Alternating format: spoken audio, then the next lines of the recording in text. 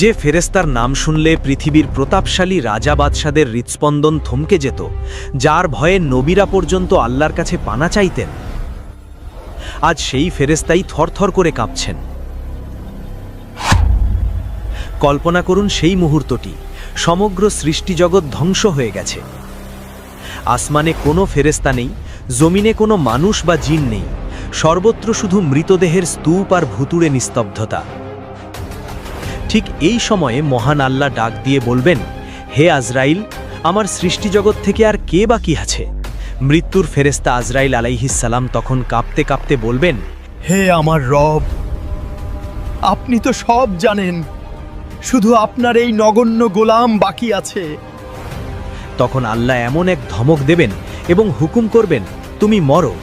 সেই মুহূর্তে আজরাইল আলাইহিসসালাম এমন এক মরণ চিৎকার দেবেন, যদি সেই সময় আসমান ও জমিনের কোনো প্রাণী জীবিত থাকত, তবে সেই চিৎকারের শব্দেই তারা আবার মরে যেত। মৃত্যুর ফেরেস্তা, যিনি কোটি কোটি